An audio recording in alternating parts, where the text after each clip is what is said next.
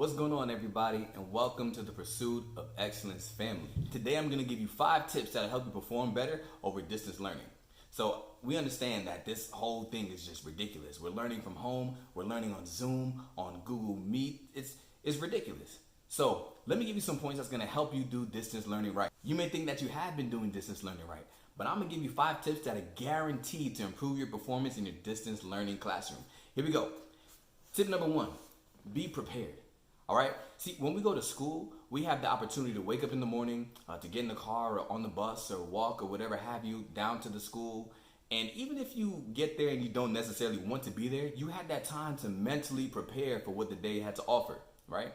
So when we're learning from home, we don't have that kind of luxury. We can literally roll out of our bed and join class on Zoom or Google Meet, whatever it is, right? But I want to suggest that you don't do that. If you think about a professional athlete, like Ezekiel Elliott doesn't roll out of bed and start hurdling people. Taylor Swift, she doesn't just get up and start winning Grammys, right? No, there's a routine that takes place. You have to stretch. You got to warm up your vocal cords. You got to lift weight. There's things that they do before the performance that helps them in order to get ready. So what's your warm-up routine? Don't just wake up right before your Zoom class starts and log in. No, get up early enough so that you have a routine in place so that once it's time for the class to start, you're mentally prepared and you're ready to go. Tip number 2, be prompt. Let me ask you this. If you were trying to get on an airplane and the flight is supposed to leave at 9 a.m., but you get there at 9:03, what's going to happen? You're not taking off. And you may think, oh, it's only 3 minutes. No, it's not only 3 minutes. Like, ask yourself, are you trying to pursue excellence or are you trying to be left behind? And here's the kicker. See, we're not just trying to be passengers. What time do you think the pilot gets there? The pilot. See, if the flight leaves at 9 o'clock, the pilot can't get there at 9:03. And we're not preparing to be passengers. We're preparing to be pilots. You are the pilot of your success. So log in a few minutes early, have all your materials, get your notebooks if you're using them, open up the tabs that you need, make sure that your audio and visual are working. And once your lesson starts, you're ready for takeoff. Tip number 3, be presentable. I get it. You're learning from home. Yes, you're at home, but you're in school. So what does it say to your teachers or classmates or the people that see you if you show up with drool marks on your face and an old undershirt? It says, I don't care enough about this session to put forth any effort. It says, I'd much rather be sleeping or chilling or doing anything else than be here right now. And that mindset is not going to help you to unlock your full potential. So even if you think you're going to have your camera off the whole time, and first of all, never think that you're going to have your camera off the whole time. Always be prepared to turn it on. But even if you think you're going to have your camera off the whole time, just the act of getting dressed and clean helps you prepare mentally to be fully engaged. I'm going to put it like this, and I'm going to talk about this a little bit more in the next step, but my family dog, once we get the leash, he starts jumping up and down. Once we put the leash on him, oh my goodness, he's running, he's trying to attack the door, trying to get outside, because he understands that once that leash goes on, that means he gets to go outside, and he loves going outside. So just the act of putting the leash on him lets him know that we're about to engage in something that you really enjoy, and his body gets prepared for that. So when you put pajamas on, your body automatically gets prepared for bedtime. When you put lounge clothes on, your body automatically gets prepared to just sit back and chill on the couch. So just the act of getting clean and getting dressed helps you to prepare mentally to focus and be engaged in that lesson. And that's going to help you to retain some more information. So clean yourself, dress yourself, and brush your teeth. Come on, trust me, just brush your teeth. Tip number 4, be professional. Just like I said in the last tip about the clothes that you wear, the space that you're in helps to determine your success. So I remember when I was in college and I had this big calculus test coming up. I got all my materials, I got my books, I got my laptop, and I hopped into bed so I can go study. Well, that was the last thing that I remember. Like that was just it. So I woke up in the morning and I realized I hadn't studied, and I was just like,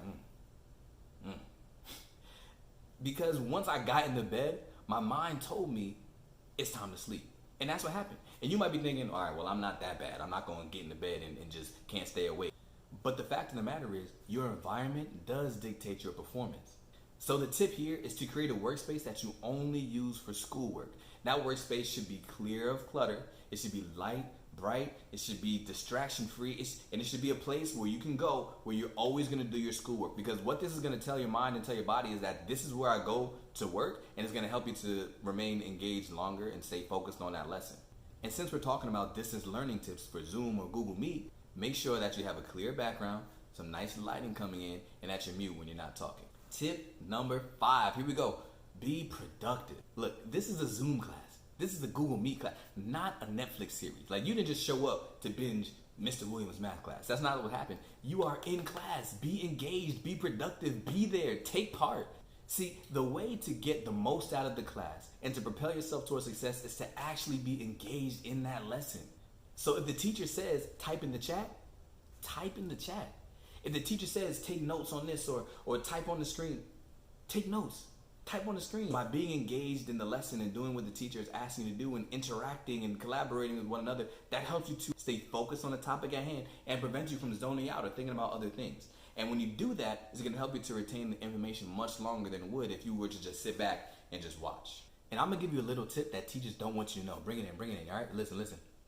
The more engaged you are, the more engaging they will be. Really, I'm serious. So it's kind of like a comedian, right?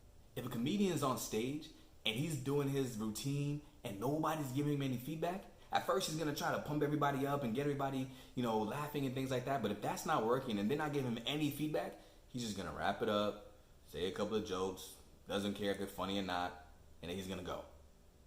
But if the audience is giving him exactly what he needs, they're laughing at his jokes and they're standing up and they're clapping and they're giving him a standing ovation.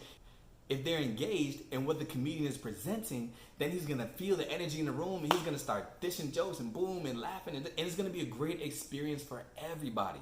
Don't you want that to be your classroom, right? So be engaged with what the teacher says. Even if you're on mute, nod, thumbs up, raise your eyebrows, open your eyes, smile. Come on, let them know that you are engaged. And once they see that you're engaged, they're gonna be into it more, and it's gonna be a more engaging experience for everybody.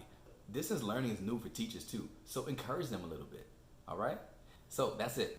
Distance learning is an obstacle, but we already know that, yeah, it may slow me down, but it's not gonna hold me down. I'm still gonna rise to my success. So what that means is we're gonna implement these 5 tips so that we can get the best out of distance learning, so we can retain the most information possible, so that we can ultimately achieve our goals, because we know that excellence is not the exception, it's our expectation.